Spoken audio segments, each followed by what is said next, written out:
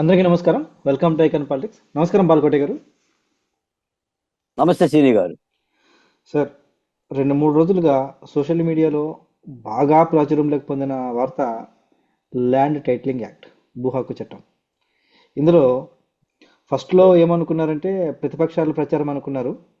ఆ, ఏంటి పాస్బుక్ల మీద ప్రభుత్వం అధికార ముద్ర కాకుండా జగన్ గారి బొమ్మ ఉంటుంది అని చెప్పేసి, ఆ తర్వాత ఇప్పుడు రిజిస్ట్రేషన్ పత్రాలు కూడా ఇవ్వరు, డైరెక్ట్గా ఓన్లీ జిరాక్స్లు మాత్రమే ఇస్తారనేసి ఇప్పుడు ఏకంగా ప్రచారంలో ఉన్న సీఎం సతీమణి భారతిరెడ్డి గారిని పులివెందుల్లో సొంత కాన్స్టిట్యూన్సీలో నిలదీసేంత వరకు వెళ్ళింది ఈ వార్త. ఎలా చూడాలంటారు? అసలు ఈ భూ హక్కు చట్టం ఏంటి? ఇంత దారుణం ఏంటి? ఆ, ప్రజలు ఏకంగా భారతిరెడ్డి గారిని ఎదిరించారంటే ఎలా చూడాలంటారు? మీ విశ్లేషణ చెప్పండి సార్ దీని మీద.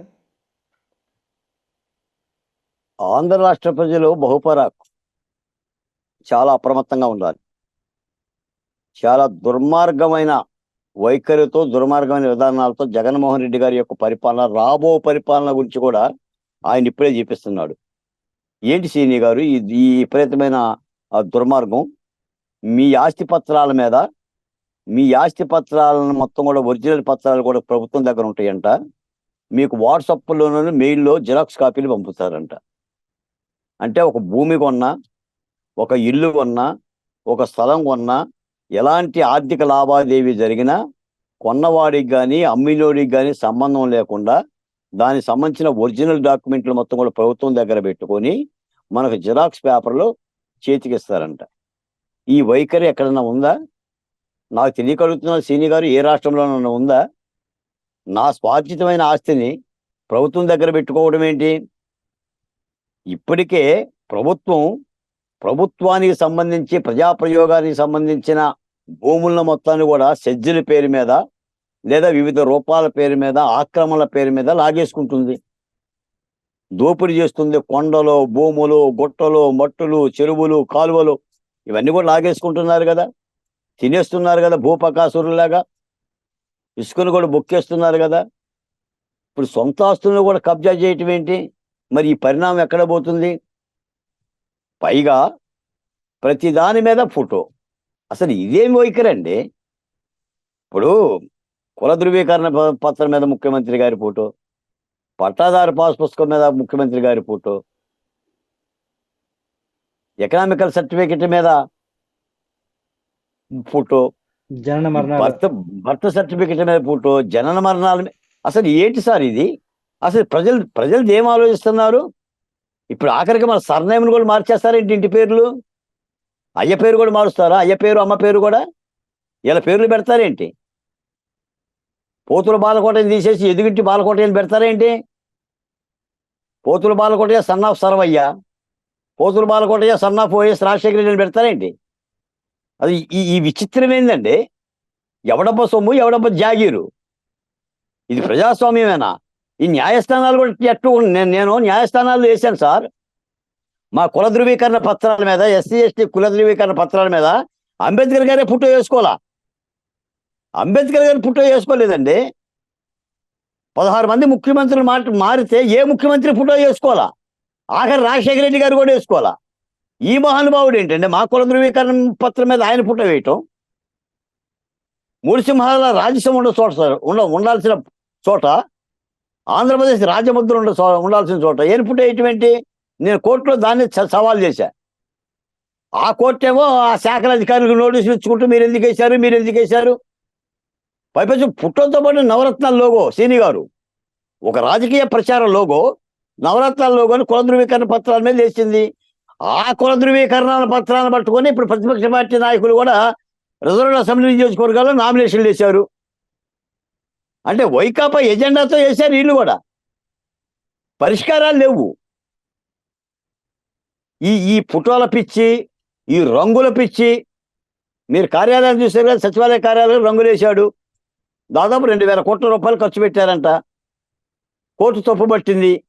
మళ్ళీ 2000 కోట్ల రూపాయలు ఖర్చు పెట్టేసి మళ్ళీ ఆ 3 రంగులు తీసేసి మళ్ళీ వేరే రంగు వేశారు. మా అంబేద్కర్ విదేశీ విద్యకి అంబేద్కర్ పేరు తీసి జగన్మోహన్ రెడ్డి గారి పేరు పెట్టారు. ఆఖరికి శ్మశానాల్లో శిలాపలకాల దగ్గర కూడా జగన్మోహన్ రెడ్డి గారి బొమ్మలు పెట్టుకుంటున్నారంట. బాత్రూమ్ గోడలు బయట పెడుతున్నారు, జగన్మోహన్ రెడ్డి గారి ఫోటోలు లోపల పెడుతున్నారు. అసలు ఈ దుర్మార్గమైన వైఖరిని ప్రజలే ఈసడించుకోవాలండి, ఖండించి ఉమ్మేయాలి. ఇప్పుడు నేను ఒక మాట చెప్తాను సీని గారు, ప్రభుత్వం ఒక దుర్మార్గమైన నిర్ణయం కనుక తీసుకుంటే ప్రజల్లో ఆ నిరసన చైతన్యం రావాలండి. రాజకీయ పార్టీలు, ప్రతిపక్ష పార్టీలు ఖండిస్తున్నా అనటం, ఫిర్యాదులు చేయటమే కాదు, ప్రజల్లో ఆ ఏహే భావం రావాలి. ఛీ అని చెప్పేసి అనగలగాలి. అంటేనే పాలకుడు దూరంగా పోతాడు. మరి భారతిరెడ్డి గారిని కూడా నిలేశారు, ఈ ఫోటోలు ఏంటమ్మానని. ఇప్పుడు జగన్మోహన్ రెడ్డి గారి ఆస్తి మీద ఎవరు ఫోటో వేసుకుంటాడు? ఇప్పుడు భారతిరెడ్డి గారి ఆస్తి మీద ఎవరు వేస్తారు? సార్ మా ఫోటోలు వేస్తారా ఏంటి? నాకు తెలిసి ఈ ఆస్తులు మొత్తం కూడా ఒక కార్పొరేషన్ పెట్టేసి దీని మీద కూడా అప్పులు తెచ్చుకునే ప్రమాదం ఉంది. ఇప్పుడు కొత్త శైలి అనమాట. ఎక్కడైనా ఏదైనా చేయాలంటే ఒక కార్పొరేషన్ పెట్టడం, ఆ కార్పొరేషన్ ద్వారా బ్యాంకుల దగ్గర సంప్రదించడం. ఇప్పుడు అమరావతిలో కూడా అలాగే చేశారు. అమరావతి భూములకి అప్పులు తెచ్చారు. మీరు సచివాలయం తాకట్టు పెట్టేసేసి 670 కోట్లు తెచ్చారని మనమే మాట్లాడుకున్నాం కదా. సచివాలయమే తాకట్టు పెట్టినోడు మరి మన ఆస్తులు పెట్టుకొని ఉంటాడా? అందుకని ఇది దుర్మార్గమైన వైఖరి. ప్రతిపక్ష పార్టీలు కూడా ఈ విషయాన్ని ప్రజల్లో విపరీతంగా తీసుకెళ్ళాలి. మా సొంత ఆస్తులను కూడా ప్రభుత్వం హస్తగతం చేసుకునే విధమైన నిర్ణయాలు తీసుకుంటుంది అనేది ఈ ఎన్నికల్లో పెద్ద ఎత్తున ప్రచారం చెయ్యాలి. చంద్రబాబు నాయుడు గారు చెప్పాలి, పవన్ కళ్యాణ్ చెప్పాలి. ప్రజల ప్రాపర్టీలు జగన్మోహన్ రెడ్డి గారు లాగేసుకునే ప్రయత్నం చేస్తున్నాడు. రేపు ఆయన అమ్ముకుంటాడో తాకట్టు పెట్టుకుంటాడో కూడా తెలియదు. ఇది ఒక ప్రధానమైన ఎన్నికల ఎజెండాగా మారాల్సిన అవసరం ఉంది. ఇది ఒక దుర్మార్గమైన క్రీడ. మరి దీనికి ఆ ప్రభుత్వాలు ఎలా, కేంద్ర ప్రభుత్వం కానీ ఇవన్నీ కూడా ఎలా అంగీకరిస్తున్నాయో తెలియదు. మళ్ళీ కోర్టులో కొట్లాడాలండి మేము. ఇదే పని లేచిన దగ్గర నుంచి మీరు 4 ఏళ్ళు మేము ఏం చేశాం? న్యాయమో రామచంద్ర అని న్యాయస్థానాలు చుట్టూ తిరిగాం కదా.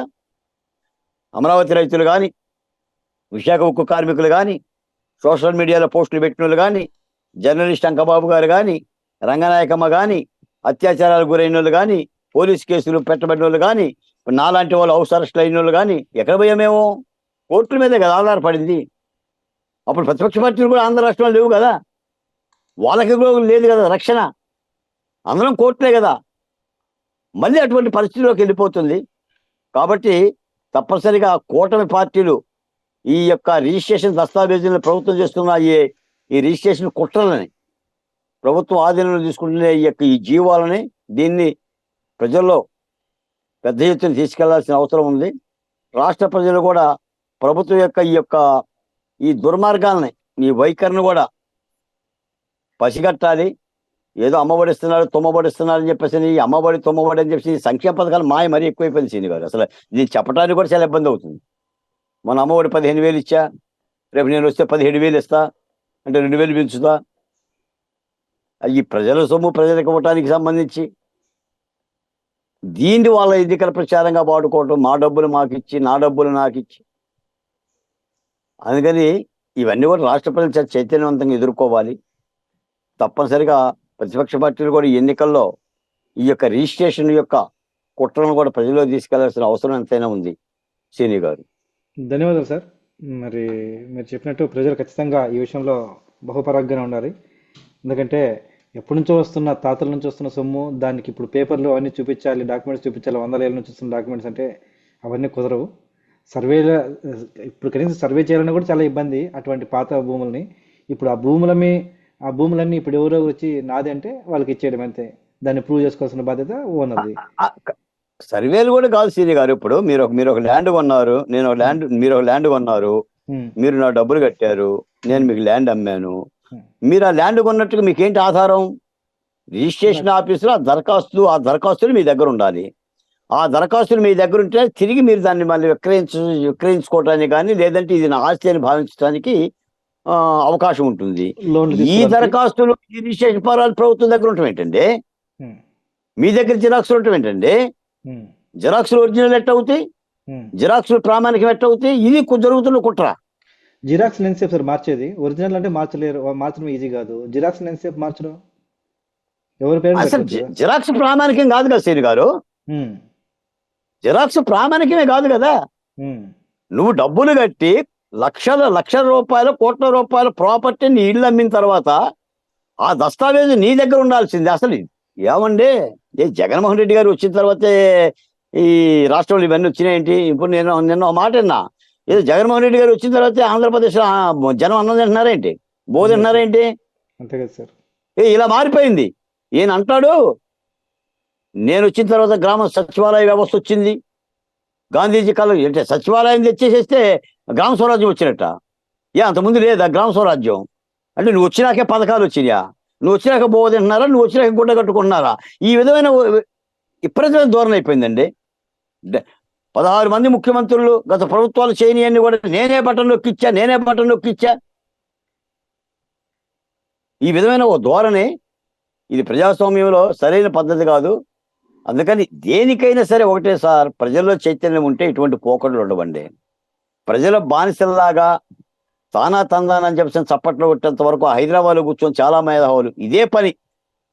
జగన్మోహన్ రెడ్డి గారు మళ్ళీ అధికారంలోకి వస్తారు. వాడి పని ఏం లేదు, బొడ్డు మసి రాసుకుంటాడు, వాడేదో కూలెత్తాడు జగన్మోహన్ రెడ్డి, వీడు మేధావిగా పేరు పెట్టుకుంటాడు. నేను పేర్లు చెప్పదలుచుకోవాలా, చాలా మంది మేధావులు ఉన్నారు, వామపక్ష మేధావులుగా ఉన్నారు, కూర్చొని సన్నాయి నొక్కులు నొక్కుతూ ఉంటుంటారు. జగన్మోహన్ రెడ్డి గారికి 90 సీట్లు వస్తాయి, 100 సీట్లు వస్తాయి, 105 సీట్లు వస్తాయి అని చెప్పేసి అని. అంటే ఈ విధమైన ఎన్నికల ప్రచారము, ప్యాకేజీలు, ఈ యొక్క సర్వే గూడు పుటానులు, ఒక అబద్ధాన్ని కనుక 10 సార్లు కనుక చెప్తే అది నిజమైపోతుందని గొబెల్ మహానుభావుడు చెప్పినట్టుగా పదే పాడిందే పాడరా పాసిపల దాసరా అని చెప్పేసి అన్నట్టుగా ఇదిగో వస్తుంది అని చెప్పి ఇదంతా ఒక ఎన్నికల కుతంత్రాలకు సంబంధించిన కుట్రలో ఈ కుట్రలన్నీ కూడా ఛేదించాల్సిన అవసరం ఉంది. చూద్దాం సార్, మన ప్రచారం మనం చేద్దాం. మన బాధ్యత ఏంటంటే ప్రజల్లోకి తీసుకెళ్ళడమే. ఇంకా ప్రజలు ఆలోచించుకునేసి బహుపరాగ్గా ఉండి ఇలాంటి వాటిని రాకుండా, మళ్ళీ ఇలాంటి ప్రభుత్వాలని మళ్ళీ ఎన్నుకోకుండా చూడాలని చూద్దాం సార్. ధన్యవాదాలు సార్. ధన్యవాదాలు శ్రీని గారు.